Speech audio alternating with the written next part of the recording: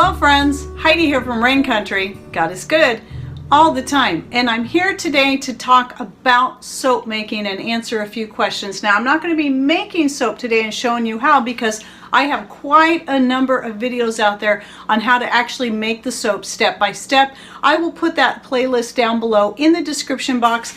Make sure to click on either show more or that little gray arrow below the video itself. So what I'm going to be doing is covering some of the things that you need to have on hand, and then some options that you might want to consider, and again answering a few other questions about some of this stuff. So first and foremost, let's make sure that you have your proper safety equipment. Now that's going to be for your hands. You're going to need some kind of gloves. They can be standard kitchen gloves, you know, your rubber gloves. They can be latex, but my favorite, because kitchen gloves can be real, especially for me because I have small hands, they can be rather bulky, and when you really want more precision, it can be hard to control what you're doing with those. So I prefer these nitrile gloves. Now these ones were sent to me by Gudrun as a gift, and thank you for that, Gudrun. I really appreciate it. I love these things. And the thing I like about these better than latex is that, well, if you have a latex sensitivity, obviously these would be better anyway, but these last much longer than latex. I've used the same pairs over and over and over again, and then I don't know how many uses I got out of them before they finally got holes in them. But they're pretty tough. So, and they fit nicely. So what I'll do is I'll link to some down below. I don't remember what the brand name of these are, but I think they're roughly all made basically the same. So just make sure you look for a size that's going to fit you. I also like the fact that you can get such things in an extra small, so they fit better if you have small hands like me. But usually they're going to come in about 4 or 5 different sizes. But again, if all you have is some kitchen, your regular kitchen gloves that you would use those. Those will work just fine. In fact, the nice thing about those is they have a longer cuff and are going to protect your arm, your forearm better. So if you're using something like this, you definitely want to have long sleeves and not roll them up like I have here, but you're going to want to wear them down to where they cover the cuff part of the glove itself. Another very important thing to have is some safety goggles. Safety goggles are pretty inexpensive to buy. I actually bought these as a 3-pack on Amazon. If that's still available, I'll go ahead and link to it down below, but you should be able to find a pair in any of your local hardware stores. And again, they're pretty inexpensive, but that is a must. You really need to have those. Now, a recommendation would be some kind of face covering. Now, with everything the way it is right now, I'm guessing a lot of people have some form of face covering. It can be a bandana. It can be something like this little mask I made when I did that video a while back on making your own mask, and I was kind of developing some ideas. The only thing I've used this so far is for soap making. It's perfect because it covers the nose, the mouth, and pretty much the whole face. And the most important part where you need this for is when you're actually mixing your lye into your water, to your liquid, because that's when you're going to get those gases. So it's also important as a result that you have a well ventilated area, open your doors, your windows, and or have some fans going. But having a good mask is helpful. It's also a good idea to wear the mask while you're actually blending the fat into the lye water mixture. So while I'm mentioning that, let me just say this, just to remind everyone, you always put your lye into your water, not your water into your lye. So you have your water in whatever dish you're going to be mixing the soap in. You put your water in first, then you add your lye and let that dissolve. Then you're going to add whatever fat you prefer to use in making your soap. More equipment that I highly recommend you have is some kind of scales. Now this particular scale I bought 4 years ago, I think it was, maybe longer, and I was worried, kind of worried about it, because I don't really like buying digital stuff, but I wanted something that was precise, and this was only like $14 when I bought it, And I was concerned that it wouldn't last very long, but it is held up. And I've also used this for postage too, and a lot of other things, not just soap making. So this has been very handy. I will put the link to this one down below. I'm pretty sure it's still available because last I looked it was, and it comes in a bunch of different colors. But any other kind of scale you have, you just want to have some kind of scale. It does not have to be digital as long as it's precise. Now, while not absolutely necessary, it is highly recommended you get yourself a good stick blender. So I will link to this down below, assuming it's still available. At least it will show you what I have, and then you can do your own comparisons going through that link. Do your own cost comparisons. Just make sure you look for something that's well made and read through reviews, and preferably as much of it as stainless steel as possible. Now, the reason I say you can actually make soap without a stick blender, but the stick blender is really going to speed up the process, and that's why I recommend it if you can afford to get yourself one. And you'll find it has many other uses than just soap making. So let's talk about some of the other things you're going to need. You're definitely going to need some kind of lye, whether it be the lye you make yourself, which I have yet to do, which is made out of wood ash, but particularly hardwood ash, which we have very little of that around here. But there's any kind of lye, any brand is going to work as long as you make sure it's 100% sodium hydroxide, 100% lye. Lye, sodium hydroxide, same thing. So the one I like to use the most is the Red Crown, but you can settle for just your standard household drain cleaner. I've used both, and they both work really good. As long as it says 100% lye, you're good to go.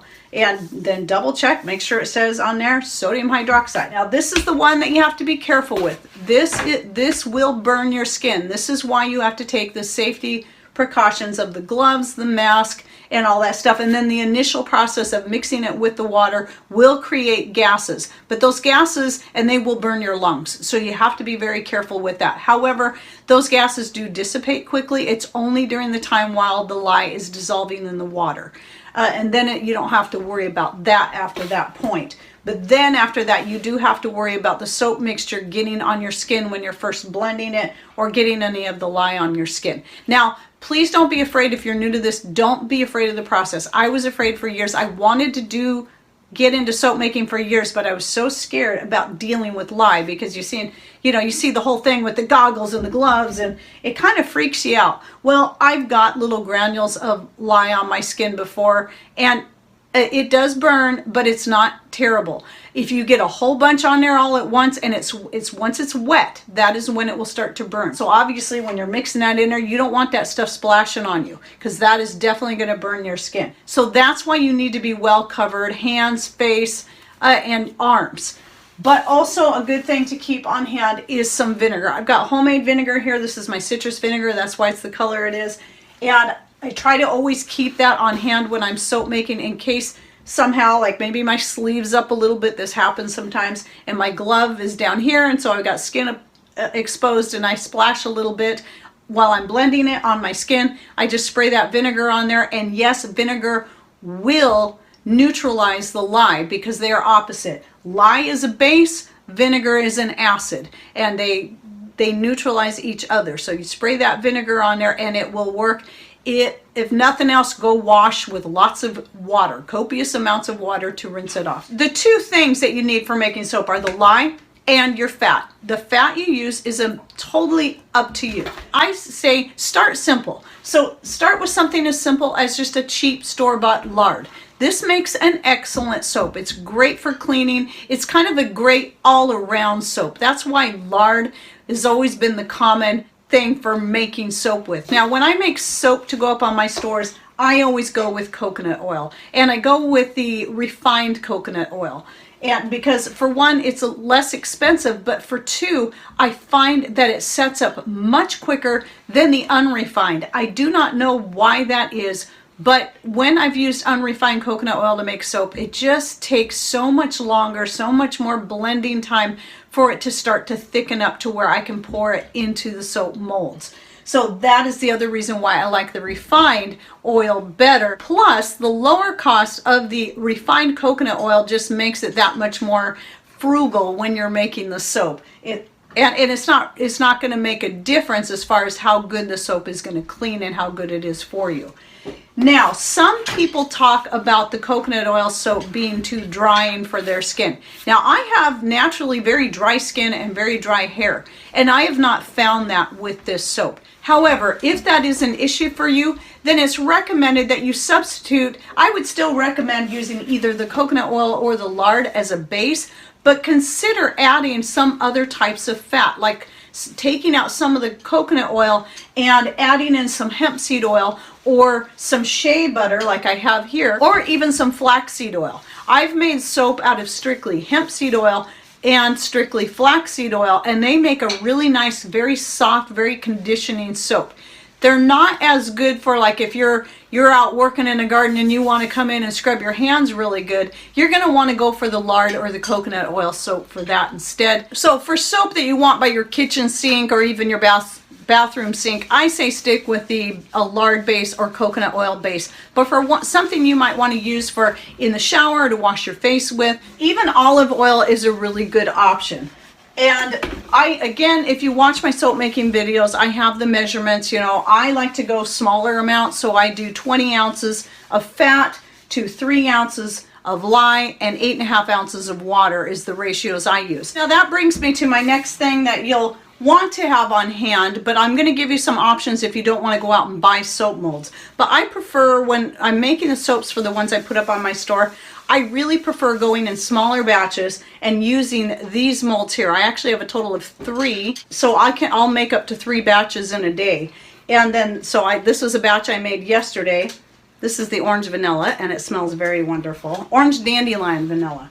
And so the nice thing about silicone is you can just easily press the soap out of the mold once it's set. It takes 24 hours for it to set, and then you just press it out like so, and then you allow it to cure for a total of 30 days. Now, if you want to make a bigger batch at a time, then the recipe that I normally use, I simply double, and I use this particular one for making just one big loaf, and then you can cut it at that point after the 24-hour period.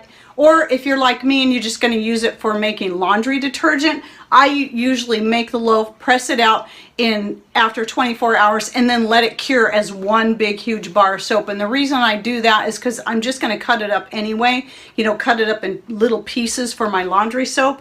But if you're wanting it in actual bars, then you'll need to cut it after 24 hours, and you can just use a big knife. They also make fancy soap cutters. I've never used them because I'm either leaving it like that or I'm doing it this way. But I have actually taken a big knife and cut it into bars. But you have to do it right after you press it out. Otherwise, if you wait too long, it will get too hard and it's hard to make a nice clean cut. Now they do make one bigger than this. I'm not sure. I think this might be 2 pounds. I think they make a 5-pound brick mold that you can go with. Now, another option, if you don't want to buy the silicone mold, simply get yourself some kind of box, anything, or even a pan, just like a bread pan. You can do this. In fact, the first batches of soap I ever made, I used a bread pan and then lined it with wax paper or parchment paper, either one. Anything where you can pull that up out of the pan after the 24-hour period and then just peel that off of your soap. That will work too, and that will be a way that you can save money and you don't have to invest in molds. I think it was Bear Prepper I saw use some long skinny boxes like you would find on those big cream cheese packages. Those will work too. Just line it with wax paper or parchment paper, then pour your soap in there and then let it set for 24 hours, and there you go. So there are cheaper ways to go about it, though I will say these are not very expensive. They're actually like maybe $5 to $10 a piece depending on what you're getting. Now, another mold that I use from time to time is this one here, because the size and shape of these and the fact that it's tapered a little bit are perfect for making a shaved soap that will fit down into a shaving bowl. So I've done that before. I've actually sold them on my store before. I might get back into it again. I haven't made them in a while. And anyway, that's what I've done to make a shaved soap, is use these molds because they're just the right size for that. And if you're interested in these, I'll go ahead and link to those down below, as well as any of these other soap molds that I have, or anything else that I'm talking about. If it's available on Amazon, especially if it's available for a decent price, I'll link to it there. But again, you don't have to buy those particular things. You can go through there and go through the link, see what I got, and then do your own comparisons, because prices change all the time. And sometimes Amazon changes my link, so people will go into a link for a comb and find it's for some stupid crazy thing that has nothing to do with combing your hair. And then another thing that's kind of fun is you can see here I have some little tiny soaps. So I use these little candy molds for making, when I have excess, after I fill up all my 6 spaces here in the soap container, I make these cute little, like this is a lion right here. So I have a whole bunch of these little soaps. I actually have a whole box of them. So when this gets full, I go dump it in that box and let them finish curing in there, and then I start filling this up again. And what I like to do with those is those I use as little gifts. So you can just wrap them up in a little piece of your excess cotton fabric or whatever fabric you got, tie a little bow around it and give it as a gift. While I'm talking about those molds, though, let me answer another question I get a lot. Do you use these same things for food as you do for soap making, or do you keep them only for soap making? Well, all of that stuff does get used for food, and here's why. Some people might think that sounds kind of weird. Well, what do you wash your dishes with? You wash it with soap, right? But you also have to realize that it's not soap for at least another 24 hours because it has to saponify first. So what I do when I'm washing out my utensils, as soon as I get done, I use a lot of really hot water and some dish soap to remove that grease. The other thing you can do, let all your utensils sit for 24 hours, because after 24 hours it's going to saponify, and then you can just use that to clean it off with. So there's a couple different ways that you can go about that. At any rate, I don't worry. Once I press all this out, right now this is all soap. It needs to cure for another 24 hours, but it's still soap right now. It's just very soft. And the reason you allow your soap to cure is it's going to harden and it's going to last a lot longer. That's why you need that curing time. It's not that it's going to hurt you after 24 hours. It's that it needs to set and cure. Otherwise, it'll dissolve way too quickly. So I press these out. Then I just wash these up. I try to get all these flakes and add them to my jar that I'm going to talk about here in a minute. The one thing you'll want to make sure you do with all the creases is totally turn this inside out to get all that soap out of there. But just sticking it in the hot water and washing it real good, that soap's going to come out. But that's up to you. If you want to keep your stuff specifically just for soap making, that's totally a matter of choice. Okay, now let's talk about some other options you might want to consider for your soap making. For the soaps that I make and sell, yes, I always add some kind of essential oil to it. So like here, I just brought out a few as examples. I got peppermint, I got clove, I got grapefruit. One of my most popular scents is the orange clove, so I'll use a combination. I didn't bring the orange out, but I'll use a combination of orange and clove essential oils. There's rose, there's geranium, there's vanilla. There's so many different choices that you can use, and I prefer to use 100% pure essential oils when I'm doing my soap. But it's just, again, a matter of preference. You can use fragrance oils. A lot of times they're a little bit cheaper, but they're also tend to use synthetic ingredients in that. So if that matters to you, that might be something you might want to shy away from. But if it doesn't, because you're just going to use it for cleaning and you're not worried about the synthetic ingredients, and it's only a small amount in there anyway, then I wouldn't worry yourself too much about that.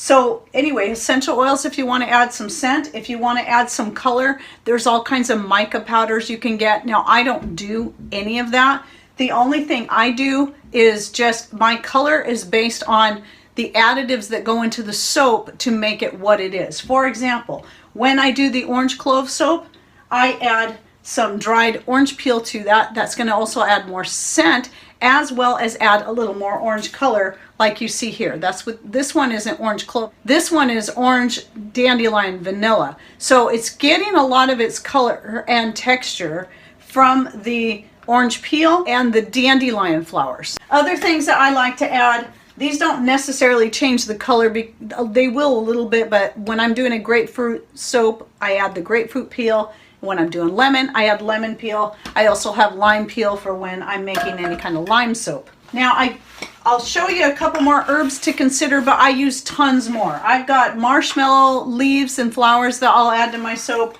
Here I've got some yarrow leaves and flowers. And then here are some comfrey leaves, all from my garden. So all of the soaps I make, any of the herbs that I add to it are actually things that come from my garden that are specifically good for your skin. You know, yarrow, marshmallow, roses, pansies, dandelions, calendula. This is all really good stuff for good skin health. Now, some other things I like to add more for fun. Back to the orange clove soap. It's orange clove calendula is what it is.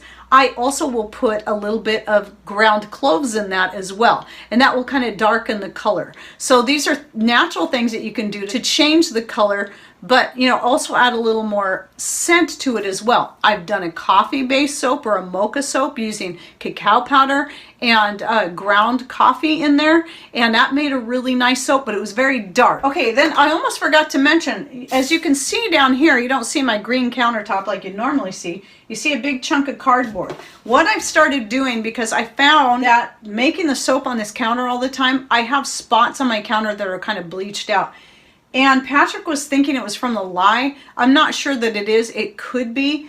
But I'm thinking it actually is more likely to come from the essential oils. In fact, I have a spot back there you'll see sometimes in some of my videos that might look like something stuck on my counter. It's not. I actually couldn't get it off. I'm like, what is it? And so I took the paint scraper and was gently trying to scrape it off. I scraped away part of my countertop because what happened was some essential oil, one of the hotter oils, actually got on there. Clove oil is bad for that, so you got to be very careful. It will disintegrate plastic and rubber.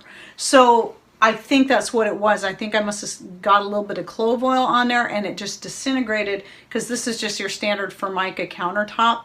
So you want to be very careful. And then I started noticing more spots that just where it's changed the color in places, you know, they look a little bleached out. So what I started doing, you can lay down newspapers, but what I recommend is going with some cardboard because it's thicker. It's going to provide a better layer of protection to protect your counters, especially if you have Formica.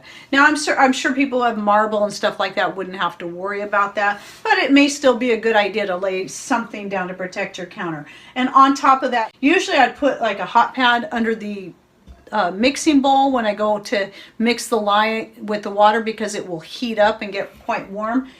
And then when I add the fat, because I melt the coconut oil so it's fully melted. Well, it's hot when I add it in there, so I like to have something, because if you've got a Formica countertop, you don't want hot stuff right on there because it'll loosen up the glue that's holding down the Formica. So with this though, I don't have to worry about that because I've got the cardboard as an insulation layer right there. Back to the soap flakes. So what do I use the soap flakes for? Well, that's pretty simple. You can use it to make your own liquid hand soap, you know, that you keep by your kitchen or bathroom sinks. But the main thing I use it for is making my own homemade laundry powder, as you can see here. In fact, I always like to have 2 jars of this. I'm down to 1 because I just emptied one the other day. So I need to make another batch. Now, if you're interested in how I make my laundry powder, it's only 2 ingredients. I'll go ahead and link to that video down below in the description box with the other links I'll have in there, so you can see how I make it. Super easy, and using your own homemade soap flakes makes it even more natural than buying like the Fells Naphtha or the other, whatever the other, I think it's Zote, that's the other popular brand. They tend to have synthetic ingredients that some people may be sensitive to, so if you're trying to get away from that because you're more sensitive to it, or you're just trying to look out for your health a little bit more, then consider, you know, once you get making your own soap, then just use those soap flakes. Or like I said before, I just make a big thing, a large soap, and because just all you need is the water, the fat, and then the lye, and then you can use that to make your laundry soap. And then if you so choose, if you want to add a little scent, you can add any of your essential oils to that. Oh, and one more question I just remembered, and I didn't write it down, so I'm glad I remembered, is a lot of people ask, if lye is so dangerous, you don't want to ingest it, you don't want to breathe it, you don't want to get it in your skin, then how can soap be safe? Well, first of all, let me clarify, you cannot make soap without lye.